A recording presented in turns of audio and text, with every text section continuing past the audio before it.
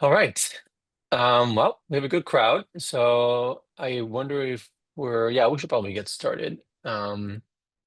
So like I said, this is going to be a continuation of what we talked about last week. We sort of brushed the surface a little bit with Playground, talked about the basics. Hopefully it was enough even to get you started. Um, Let me create a new activity here. But this week, we're going to be diving a little bit more into some of the advanced features that a Playground has to offer. Um, Advanced Playground. Here we go. But again, like I know some folks just joined, so if you have any questions when it comes to the things we talked about last week or anything related to Playground or Koala, I'm more than happy to start with that. Otherwise, we'll jump right into the advanced stuff.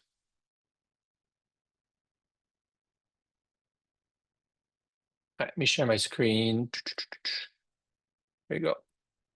Can you all see my screen? And what I'm going to do is I'm going to put it over here and put the meeting over here. There we go. All right. So everything was clear from last week. Changing your avatar, placing blocks, sticky notes, things like that. Okay.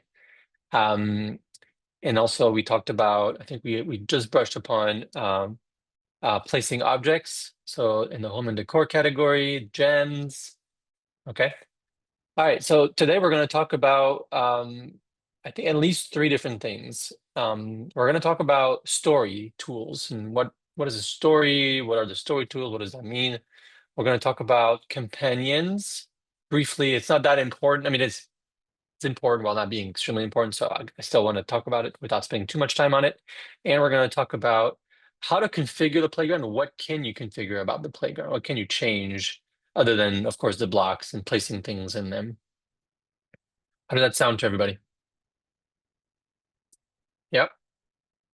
Okay, so and if you want, we can also talk about, if you're interested, publishing playgrounds to the marketplace that we have, so you can potentially either distribute for free or sell your creations to the community.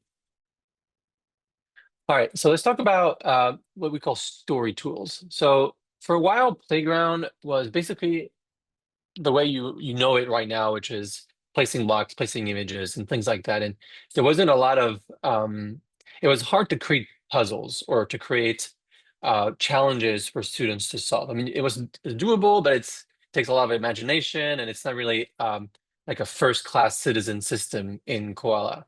Yes, it had to do with you had to build it out with a lot of creativity, which was fine. But after a while, we figured, why don't we build in a system for teachers, mentors, etc., to create challenges. And the challenges are actually can be solved, and they do things in the playground. So let me explain. I know it's very abstract what I just said. But let me explain what I mean. So say, for example, I'm going to put a door here. Start with putting a door. So doors, you can probably find them in here in the category reaction props. I'm going to grab just a regular, maybe the regular white doors. It's fine. And then I'm going to plop it right over here. By the way, if you hold shift down as you move objects down, it'll like sort of lock them in place instead of being continuously following your cursor. So it's actually convenient to place it perfectly in that hole. There we go. So now we have a door. Sorry, let me make the screen bigger. Here we go. We have a door where I want it to be, and for the purpose of it, I'm going to, and I know it's confusing, lock the door, but locking the door doesn't mean the door cannot be open anymore. It just means the whole door can't be moved somewhere else. That's what it means. It's like locking a sticky note or locking an image. You can't move the object. That's the same idea. So I lock the door, meaning nobody can move it until I unlock it, but it still can be opened by clicking on it. Click on it, opens the door, and I can go in the house. I can, of course, click again to close it. Now, what if instead of just the student clicking on the door to enter the house, I want them to solve some kind of challenge, some exercise, something, so that when they solve it, it opens the door. But only when they solve it. They can't open it by just clicking on it anymore. You can imagine, well, I'll come up with some ideas, of course, here, but you can imagine games where you have word to image association games, or maybe sound to word, or like there's all sorts of different challenges you might want to be able to create for them to be able to like to move on to the next part of your playground. So let me demonstrate this. Say, for example, I'm going to remove these fences here so that we have a little bit more space. And those are locked, so I have to unlock them first before I can delete them. Here you go. And then on this window here, I'm going to close it off. I'm going to put a little stone brick over here. Okay, here we go. So on this wall, I'm going to create a challenge. So, so that when my student solves this challenge, it opens the door. Okay, that's what we're going to do. And the way we do this is we're going to go, first of all, you got to think about the challenge you want to create, of course. So in my case, for the example here, I'm going to create a simple word to image association game. Okay, so we're going to create a bunch of sticky notes, maybe 3. So I keep them empty for now, that's fine. And then I'm going to look in my image library. And in my image library, I believe I have some animals, for example. So I have, a horse, I have a dog, and then here I think I'm just going to grab the pig for fun. Cool. So the name of the game is going to be, and I need to horse, dog, and pig. The game is going to be, we're going to have these images sort of fixed at the top like this.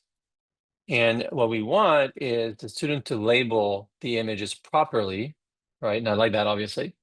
And once you do that, it should open the door. Okay. So I'm going to put the sticky notes here for now. I'm going to lock the images because those are not supposed to be moved. So I'm locking the images. And of course, now if I solve the challenge, sort of, well, nothing happens. I mean, this door can still be open by clicking on it, but it's not what we're looking for here. That makes me think the door kind of opens slowly. Maybe I'll make it go faster. Might change that in the next update. Anyways, so in order to tell Koala, or the playground, that first of all, there's a challenge here. Second of all, we want to associate these images with these sticky notes. Here's what we're going to do. We're going to open the cardboard button. We're going to go into Story Tools. And in Story Tools, there's a special type of object called action zones. Sounds fancy and complicated. It's not that complicated. So I'm going to click on that. And then once I'm here, well, it tries to explain what an action zone is. You can read it, but just watch the demo. It'll speak a lot louder than the text that's here. So I'm going to click on Add Action Zone at the top. And I move my mouse in the world, and you can see that there's this weird green square ghostly thing that follows my cursor. And I can place that anywhere I want. So for example, I'm going to place 1 under the horse. And now I have a zone. This is what it's called, an action zone, that's situated under the horse. Great. So what I really want is I want this zone to react, to know when I had the sticky note horse is inside of it. And not the other ones. Like if it's dog, it should ignore it. If it's pig, it should ignore it. If it's horse, it should say, hey, excellent. This is good. And the way we do this is first we place the sticky note that we want it to react to inside the zone, like that. And then in the action zone menu, I can see here, all my action zones are going to show up on a list on the right side. And this particular one shows up here. And actually, if I hover over it on the right side, it highlights in the world. You see that? So I hover here, and it shows me which one. If I have multiple action zones, it will only highlight the one that I'm hovering over. Actually, I can even rename it if I want to be really disciplined about this. I'm going to rename it to maybe horse. And what do I do now? Okay, so the next step is we're going to click on this magic button here. There's a button that says sense the contents of the action zone. This is the button you're going to use to sort of, sorry for the fancy word, program your action zone. If I click on this, now it says, okay, so this action zone will be active if it contains the sticky note horse. So what does that mean? So you can see actually it went green. Okay. And if I move the sticky note outside of the zone, it goes white. That means it's inactive. I put it back. It doesn't have to be perfectly in the middle, by the way. It's like even if it's slightly offset is okay. Because we know that, I mean, students aren't always like super precise, and that's okay. So when you move the sticky note in the action zone, it goes green, meaning it goes active, kind of like a light bulb if you want. Okay. So far, so good. Any questions on this? I know I spoke a lot, so I want to make sure it's clear for everybody. Yeah. All right. So for the sake of, well, actually, before we continue with the dog and the pig, and obviously you already are figuring out that we're going to be repeating the process for those two other animals, I just want to show you that you can, I mean, it's great that it goes green, but it's not very helpful. Like, yay, it's green. I wanted to do something. For example, open the door or open a chest or open the oven or something. How do I do this? So the way you do this is, again, in the action zone menu, you have a section called connections, which means you can connect a zone with a reaction prop, for example, a door. Okay. And the way you do this is you click on the plus, and then in the world, you can move your mouse again, and you can see there's like a line that goes from the action zone to your cursor. And there's like a little ball on your cursor showing it's like a socket you're about to connect to something. And if you move your mouse in the world, you'll see that when you hover over, for example, a door, it kind of snaps in place to where the door is, and it shows you in green, okay, you're about to connect it to the door. Okay, so it's like a kind of like a magnet. It sort of snaps onto the door. And you can click once you're okay, yeah, I want to connect to the door, right? Click, and now you can visually see, of course, that's the student doesn't see this, only you. You can visually see that this action zone is connected to the door. Okay. And now, just like a switch, if you want, this door will only open once this action zone is active. Right now, it's not active, so the door closes. And by the way, now that we've connected an action zone, you cannot open the door by clicking on it anymore. That is not an option, either for you or for your student. You have to solve this very simple challenge here for the door to open. So if I move this sticky note in the action zone, it goes green. You can imagine like it's like there's electrical current and goes through this little wire, and that informs the door, hey, now you can open. Okay. Any questions on this? Can you program it so that the door only opens? Yes, that was my next point, Amber. So question was, well, that's good, but I want the door to open only if the entire thing is solved, not just one animal is, you know what I mean, is labeled properly. So like I said earlier, we're going to create two other action zones. So I'm going to click on add action zone, let's create one under the dog, and then another action zone under the pig. Again, if I want, you don't have to do this, but if you want to be rigorous, you can label them properly. So this particular one is the pig one. I can see it in the world, right? Is it clear for everybody how I know this action zone here that I'm pointing at is the pig one? Because it highlights in the world, right? If I go over this one, it highlights into the dog. Sorry, I just want to make sure. Maybe I'm going too slow right now. So this is the pig, and this is the dog. So I'm going to put dog here. Cool. And then just like the horse, we're going to program them properly. So we're going to move the dog sticky note in the dog action zone, and the pig one in the pig action zone. And we're going to program them or sense the content. So click on this button here for the pig and this button here for the dog. Now the pig and the dog should react properly if they have the correct sticky note placed in their action zone. And then if I try to put the horse in the dog, for example, does not work. Try to put the dog in the horse, nothing happens. So, but still at this point, we're still only, the door will only open if the horse one gets solved. Okay, what we really want is, again, the three sticky notes must be in the right place for the door to open. So as you can imagine, we have to connect the two others to the door. So we're going to do exactly that. The pig one needs to be connected to the door. So we're going to click on plus on the connections category here, click on the door, and then dog, same thing, plus. And you can even, again, visually, you can see those 3 sticky notes are linked to the door. Now, the door will only open at this point if all 3 are active. Okay. If you program a little bit, it's an and operation, not an or operation. So if I move horse here, that goes green, but conditions are not met. We need to have all 3 solved for the door to open. Dog and pig, and voila, door opens. Okay. Yay, I got a little applause from Sherilyn. Thank you, Sherilyn. um, this ice here is kind of driving me crazy, but any questions on this?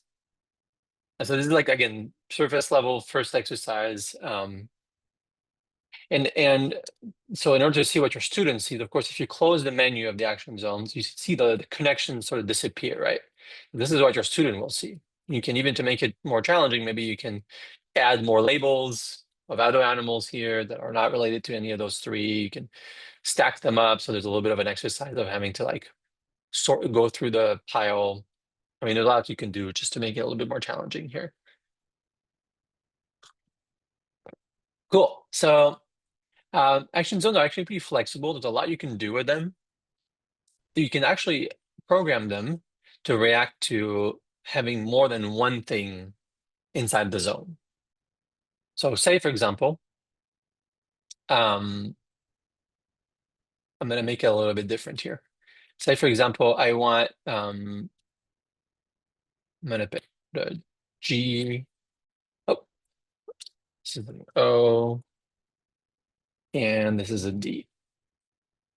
So say, for example, I want them to spell dog for the door to open. I'm going to remove these just to simplify this example here.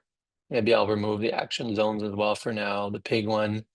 Oh, you can remove it by clicking on the little X here, and then the horse one I'm going to remove. Okay, cool. So what I want is I want my student to put, let's say I have a bunch of letters, not just DOG, of course. I can put more letters. Actually, maybe for the example, I'll just put a few more. Maybe I'll put an A in here, and I'll put a B. Okay, cool. What I want is I want the door to open if all the letters of dog are placed inside the action zone. And actually what I can do is I can even change the shape of the action zone so that it's not just a square. Maybe I want it to be like a rectangle that's a little bit elongated so they can lay out the letters. So I can go to the action zones menu, and then the width button here, I can place in plus, make it a little bit larger. Cool. All right. So now what I really want is I want them to be able to spell the word dog like that, okay? And I want that to open the door. Well, it's very simple. So solve the challenge, click sense, and the sense button, it will reprogram the action zone. And now the action zone, the door will open if all the letters of dog are placed inside this box. Okay, and this is a good, so it can sense more than one object. And it works for sticky notes. It also works for images. Say you want to do the opposite for some reason. Say, for example, what I want is I want the action zone to react. There we go. When the image of dog is placed inside of it. Okay, say for example, here I have the label dog. And when I place the dog inside the action zone, I want that to react. So same thing, you put the dog in the action zone, you click on sense, and now the action zone will react when you move the image inside of it instead of the sticky note. Even better, it'd be really cool if the this action zone would react if I put both the dog and its corresponding sticky note together inside the zone. So same thing. You can click on sense, and now it will only open if both the sticky note dog and the image of the dog are in the same zone. Yeah, Emma, so good point. In the example that I gave earlier when I did the, the long, here we go, the long action zone like this, and I had DOG, she's correct that it doesn't matter in which order you put the letters, it will still open. So this would be appropriate for a game where you don't necessarily want them to write the letters in the right order, you just want them to like put the letters together. If you want to do an actual spelling game for dog, in this case, I would recommend using 3 action zones. So I'm going to create 3 action zones, right? And put the letters D, O, G in their own action zones. Sense, connect, all 3. Now, wait, D. Oh, here we go. Resense this one. And now you have to spell it in the right order. Okay, that would be the way to do it. So again, it's really up to you and what exercise or what challenge you're trying to create. Um, as long as you understand the basic mechanics of this, then there's a lot you can do with this. Yeah. And Lori answered the question before I even had a chance to answer. So spot on, Lori. Well done. Cool. Any question? Oh, the important thing is the color of the sticky note matters. So say, for example, I change the color to red here. This will not react anymore. It only reacts because we programmed it. You can see here to a white D. Okay. Lori wants to get gems. Yes. That's funny. Actually, maybe like because you're all, I used to do this and I haven't done this in a long time, but maybe I'll do it today. Since you've all joined today and you've made the effort to come, I would be more than happy to give you gems to so that you can play around with this and yeah, just to reward you for coming because I appreciate that. So feel free to put your email in the chat and I will, at the end, I will send you a bunch of gems for all of you. Okay. Any questions on action zones? Now, you can also, one action zone can be connected to multiple reaction props. So say for example, I want an action zone to both open the door and open the chest at the same time. Oh, that's not what I meant to do. Sorry. Press the wrong button. Here we go. And then go here and then rotate. There we go. So I want the D here.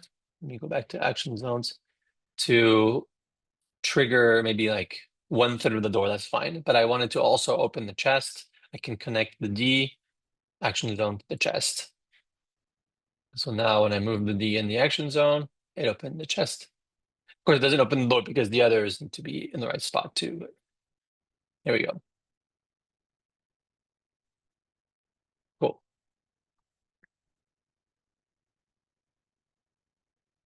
All right.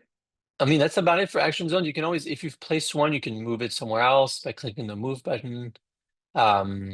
You can search them by label name because at some point you might have a lot. So you can always search them. And I think that's about it in terms of action zones. Any questions?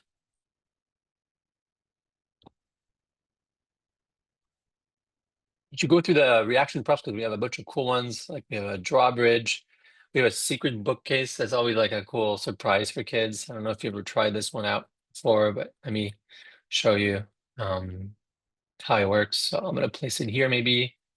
And what I'll do is I'll create a bunch of blocks around it to make it kind of more fancy. That you close off. Imagine you close off this area. Maybe you close off this area too. There we go. Now, sorry, it's not well done, but you get the idea. And then but if they either they solve the challenge or they click on it, it'll open like that. And then they can go through and move on to the next section. So that's a really cool one. Ben is saying, so this is kind of how we can create an OR with an action zone connected to 2 objects. Yeah, I guess so. I mean, technically, you really can't create an OR for one specific reaction prop. Like, Like if I wanted to say, for example, I wanted this door to open only if I have one of these letters properly, that wouldn't make sense for this exercise, but maybe do a certain exercise where it does make sense. Um, can't really do that right now. Yeah. Like say, for example, I want the door to either open if it's just D and G or D and O or just D. You can't really do that right now. Yeah. To be honest, like I don't think I've heard many use cases for that yet. Okay. Um, excellent. Well, that was for action zone. So, um, any questions on, did I miss anything? No. Okay. So next thing where I wanted to talk about today is companions. So we got a lot of questions about them. It's a very simple thing, okay? It's and you might not even want to use it, but companions are really the ultimate reward, okay? So if the idea is to try to keep your students coming, I mean, obviously they come back because you're awesome. But if you want to add a little bit of spice to this, you can always explain to them that, you know, if they collect enough gems, they can get an egg, right? And with an egg, so let me show you how it works. I'm going to get an egg and I'm going to place it somewhere. It doesn't really matter where. So once your student sort of purchases an egg and places it, well, this egg is really theirs. And actually, you can even see it if you click on at the top here, configure this playground, and you go to respawn items over here, you'll see that it says Ben Green Egg. It's my name. So it's their egg, and you see that, I mean, it's kind of sleeping right now. It'll express itself in emojis. So maybe I'll let it sleep a little bit. Here we go. But should I, for example, push it or by accident, it'll sort of wake up and it kind of likes being pushed around and moved, you know. So I can grab it, just like I grabbed sports objects back when I was showing you last week.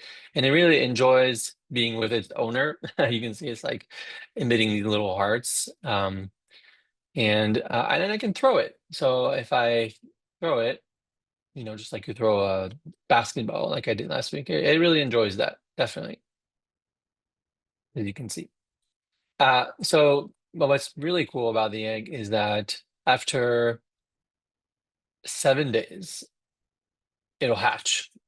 Um, it'll hatch and it'll turn into a dragon. And then the dragon, the color of the dragon will likely match the color of the egg, and it will be it will have a name assigned to it. And then I don't want to spoil it too much because it's really fun to discover this with your student. But I'll give you maybe some of the subtleties around this so that you know what to expect. So like I said, the egg, after you bought it, takes 7 days to hatch. You don't have to be present for 7 days for it to hatch. You can buy it, go on vacation for 6 days, come back on the seventh day. And as long as the owner of the egg is in the room and everybody in the room is in a certain radius around the egg will hatch.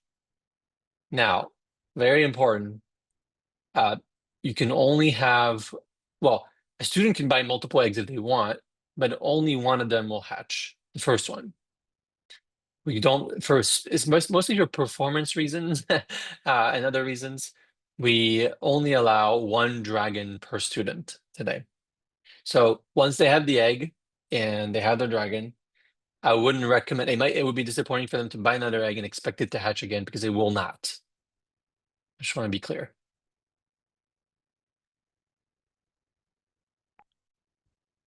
But each student can have their own dragon. So if you have multiple students in the room, they'll come with their own dragon. Now, say you are, as a teacher, you're trying to teach and you don't necessarily want dragons to be flying around and making your classroom a disaster. You can disable them just temporarily, and you can bring them back later. So if you click on, oh, actually, I don't have a dragon here. Maybe I'll give myself a dragon so you can see. I'm trying to think, I should have prepared this. I'm sorry. I don't have a dragon. But if you click on the configure this playground, so the button at the top looks like a sunset, click on that. And then if you click on, I believe it'll be in respawn items. And under manage companions in this list here, you will see everybody's dragon. and there will be a button to hide them should you want to do that. So you can hide them if it gets in the way. I have a student that want to change their egg. Can they return it? Yeah, Deborah, feel free to reach out through the chat, help chat here, and we can make that happen for you for sure. And that's not just for Deborah, for anybody really. If you have some concern, you don't like the name or something like that, we don't typically change it, but we'll do it for you if you really want to. So yeah, any questions on companions and eggs and things like that?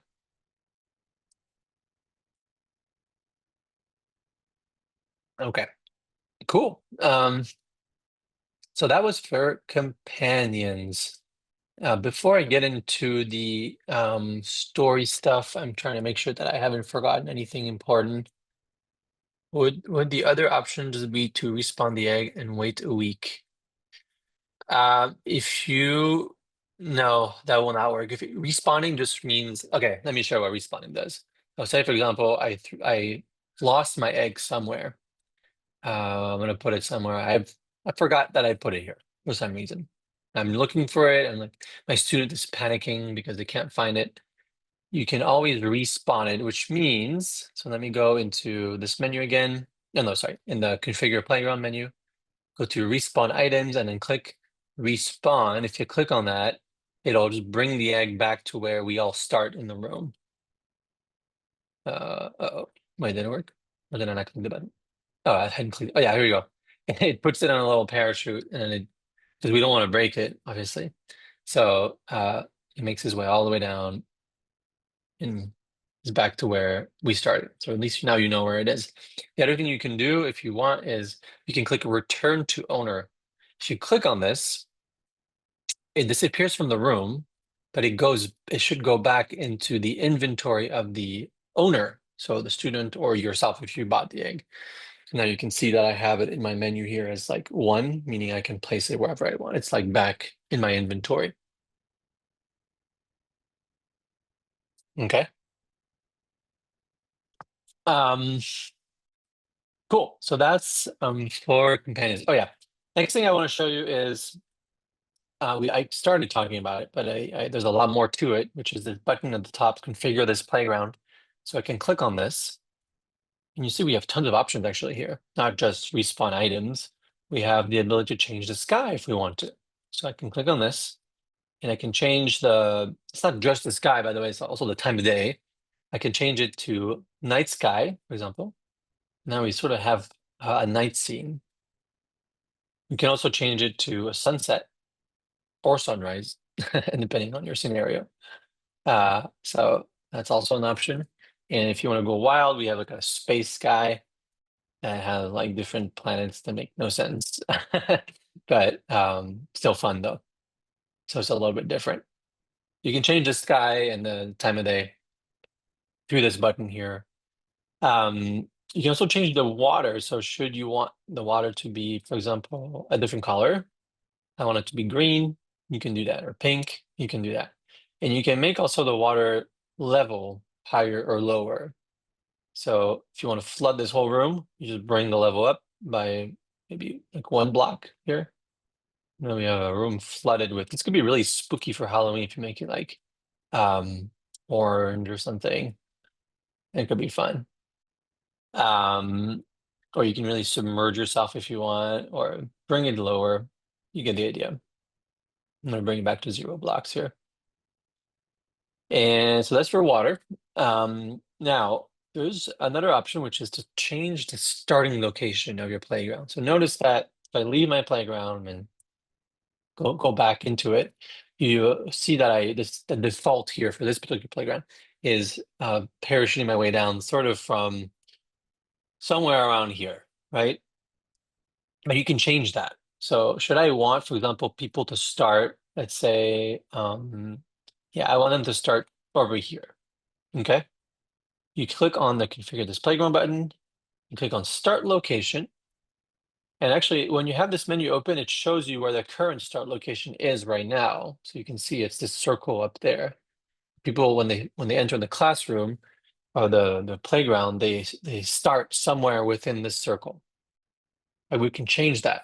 Can you change the direction? No, you cannot, Lori, not yet. You can't change the direction yet. It's a good question. I'll probably add that soon. It's a really good feature request. But you can change the location by clicking on set location and then move your mouse in the world again. And then click where you want the location to be. So for example, I want it to be here. Good. Circle is a little bit too large. What does a circle mean? It just means that when you enter the room, you're going to appear somewhere within this, a random place within this circle. And of course, we don't want to start within inside the wall here. So let's make this a little bit smaller so you can change this area. Maybe this is a lot better. Now, if I leave the room and come back, you see that I'm exactly somewhere within this circle. And try again. Actually, another way to try it is just to jump in the water. If you jump in the water, you should go back to the starting point. Jump in the water, takes me back here. Okay. So, and that's how you change the starting location. Okay. Any questions on that? Lori had a really good question, which is I like to be able to select also the direction students face or people face when they enter the room. And that's not possible right now, but I think that would be a really cool feature add. All right, so next, under configure story over here, you hear the word story a lot, so I'll have to explain what that is. But configure story, you can also set an end location to your playground. So you might be wondering what that means. It'll make a lot of sense in the context of when I talk about what a story is, but let me solve this. But say, for example, you've built a series of challenges and with action zones, right? And maybe it's kind of a linear progression. So they start with one challenge to move on to the next, etc. And at the very end, you want to sort of tell them, hey, you did it. Well done. You can say it out loud. You can give them rewards, but you can also have playground tell them. And you do that through an end location. So I'm going to click on end location. Right now, there are none, so you won't see any, but I can place one. So I can click set location, just like the start location. I can place it wherever I want, like here. Make sure to make it really large. Like for example, that. Cool. So now, say for example, this is my final challenge of my playground. And I solved the challenge. It opens the door. Let me share the computer. I want you to be able to hear the sound. So let me see if I can share my sound. Okay, hopefully you can hear. So I'm gonna walk inside the house because I solved the challenge. And as soon as I walk in, I get this little GIF that says congratulations and a little animation and you hear the sound. That said, if you don't like this GIF, you can change it to whatever you want. So again, if we click on the configuration, this configure this playground button and click on configure story, I have an end screen button. So we just set the end location right, but you can also change the end screen. And here you can write whatever message you want. Say, for example, you did it, Xavier. Well done. And now here we can change the GIF to something else. And this is, if you're familiar with Diffie, you know how to use this.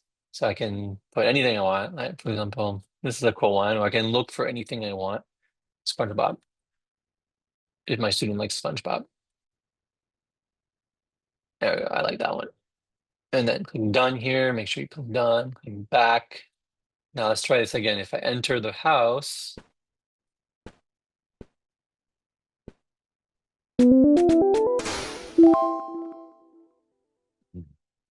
you get a nice little end screen.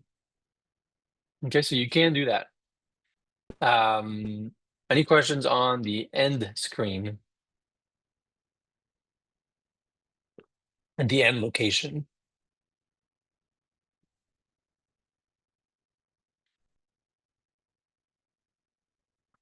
Okay, cool. All right. So the next thing I'd like to talk about is, oh, can you auto add gems to end location? Not yet. That would be really cool. I was thinking of adding a system of collectibles. I haven't done it yet. I have to work on it, but collectibles would be really cool. So you can imagine being able to place gems in the world, and sort of like Mario, when you walk over them, it gets collected by whoever walks on them. Um, could be gems, it could be objects, could be. I don't know, I was thinking about that stuff, but I just haven't had the chance to build it yet. Um, yeah. So let's talk about stories. So stories, or playground stories rather. So say for example, well, let me explain where it comes from first before I explain what it is. But we've heard from a lot of teachers that create lots of content, or even some content, that they want their student to be able to play in that playground or maybe solve those challenges outside of class time, sort of on their own, without the teacher having to be present. And for this, we've created a system called Playground Stories. And the way it works is, say you've created a really cool playground story. My students would love the collectible incentive. Yeah. Yeah, maybe I need to prioritize this. Well, to be honest, right now I'm working on like cool stuff for the whiteboard, like flippable sticky notes and things like that. But oh, by the way, another thing that I've built that is going to be available soon is, a lot of you play hide and seek in the playground. The problem is, if I hide somewhere, say I hide in here, you can still see, oh, sorry, here we go. You can still see the label of the student or of the teacher. So it kind of defeats the purpose, right? So I'm going to add a setting for you to be able to disable temporarily the name tags. So at least you'll have that soon. So you can play proper hide and seek. Cool. All right. So what was I saying? I forget what I was saying. I was talking about stories, fun stories. So being able to play, or giving the ability for students to be able to play their playground or outside of class time. And that's sort of the idea, like, that we were trying to solve, or the problem we're trying to solve for when we started working on playground stories back in the day. So say for example, I have this playground, and maybe I'll reset it to like, 'cause it's already solved right now. So let's put it in there we go. Here, and then remove the spelling. So I've reset my playground. The next student, or a student, can actually play it and solve the challenge. I can actually make a story out of this playground. And the way I do this is I click on and I click on,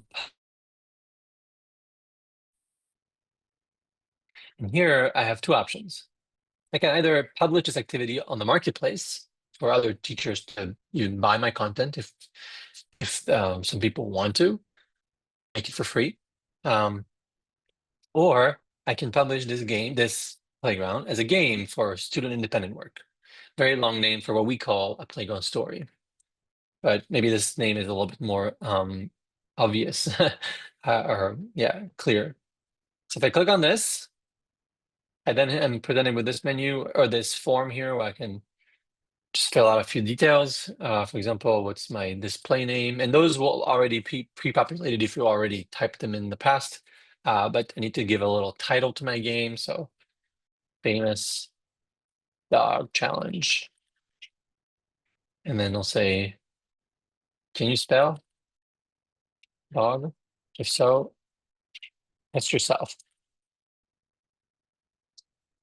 And then, okay, so I'll get into the pay subscribing free for, I'll leave it free for all for now. You do have to put a thumbnail. So maybe you can take a screenshot or whatever. Then that could be anything you want. Typically, if it's better if it's something that makes you want to play this game. But for this example, maybe I'll use, let's see, I'll just use, I think I have an image somewhere. Doesn't matter, I guess. Trying to find an image that's not too boring. Okay, I have this image, whatever. And then if you can put screenshots there too, that's better. So I'll put some screenshots. And then you can put a YouTube link if you want. You don't have to. It does mean it's a lot more work to have to create the YouTube link and all this stuff. But if you're using content, say, images or even like a curriculum that you had to purchase or something like that, please put in the credits here and maybe explain in the notes that you do own the license or the right to publish this particular content, because we want to pay attention. We pay attention to copyrighted material being shared here. It's important to us. But then after that, you click on I certify, blah, blah, blah. You click continue. And what happens at this point, we do need to review it again for like copyright purposes and things like that. And once it's reviewed, we try to go, we say 3 business days, but it's usually like 1 business day at most. Once it's ready, I'm not going to submit this one for review because I don't want to overwhelm my team or something. That's just a test. But once it's ready, you should be able to go to your activities. So you go to my activities and then you'll see that if it's pending, you'll see it in pending stories over here. If you go to publish stories, that's where you'll see all the stories that were actually approved and published. So you can see them all here, and they're all labeled published stories, which is great. But now, how does my student play it on their own? Because they don't have access. I'm not going to give them access to my account. The way you do it is you go to the published stories category, find the story you want them to play, click on the 3 dots, and then you can click on story link. And this link here is the link to play the story. And again, you do not need to be in a classroom or with a teacher to play the story. So let me show you. I'm going to open a new window here. I'm going to paste. Imagine the student clicks on that link. They open the link, and this is what they're going to see. So this is a different playground, but you get the idea. So they see, and even, by the way, it works on their phone too. We've optimized this for the phone as much as we could. So they see the screenshot, you see the description that you wrote, the name of the playground, the name of the story. But they can also see like more games. So if they click on more games, they'll see all the games. I don't know why these images are broken. I'll have to fix that. But they see all the games that you've published. You might have more than just one. And you can play the other ones. So let me go back to this one. I'm going to click play to this one. Now I am in a playground story. And you see I don't have the teacher around. I can just play the challenge on my own time. You can't see it. Oh, of course, I'm not showing my whole screen. I'm so sorry. Okay, let me do this again. I apologize. Okay, so they click on the link. Do you guys see it now? What? Let me see your chat. Here we go. Okay, sorry about that. So they click on the link, and this is what they see, right? They see this. There you go. They'll see the name of the playground, story, the little screenshot you put. If you have multiple screenshots, they'll be able to see them all, and then a little description. And like I said, they can click on the little arrow and click on more games, and then see the other games that you have that you published in the past. I have a bunch of other ones. And then when they're ready to play, they can click play. And it takes them right into the playground. Of course, it takes them where the starting location was. And here we have a nice little challenge here where they have to solve for this. So I guess I can try my best. And then 2 plus 8 equals 10. And then 11 minus, and then 3 times 3. And that opens the drawbridge. Very cool. And you can go in. And we win. Nailed it. Okay. That was a really silly example, but you get the idea. So those are playground stories. Any questions on what I just showed? I know it's a lot, but I want to make sure it's clear.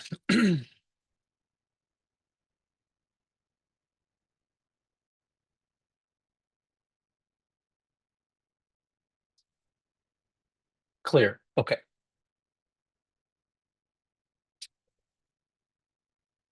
Cool. So that's playground stories. Okay. I kind of mentioned it in passing. Can you put a preview from the playthrough onto a YouTube link? Yeah, you can put whatever you want. So for the YouTube link, what people typically do is they record their screen with maybe some interesting aspects. They put together a quick YouTube video, And you can just, upload as either unlisted or something like that, and then copy the link and put it in the description of the activity. You can also, once a activity is, or sorry, a story is published, you can always change it if you want to update it by republishing it. If I republish the activity, you can edit things about it. So that's also an option. So I talked about it very briefly, but you can, if you want, ask people to, so let me go to publish activity, go to story. You can say, actually, I want this particular, so some of the stories that I've created, I want people to be able to access for free. But maybe if some of them you want people to subscribe to you to have access to. And that's why we have this paying subscribers only. And so we come up with this thing where if parents want to have access to your premium stories, they have to pay. I think we have it set to $4.99 a month or something like that. They pay $4.99 a month, and then they have access to your paying subscribers only stories. So we have this in place if you want to use that. You don't have to. Obviously, you can just stick with free for all and just do free activities, stories. Keep saying activities, stories. But if you want to try this out, that's an option. And I didn't show this, but if you want to publish to the marketplace instead of as a story, you can. It's a very similar process. You click on this one, you fill out this stuff. The form is a little bit different because there's a few different options here. But under under activity price, you can set it to whatever you want. And then when teachers go to the marketplace, which is, if you don't know where it is, go to teachwithcarl.com, go to marketplace. And then here you'll see all the activities that have been published by other teachers.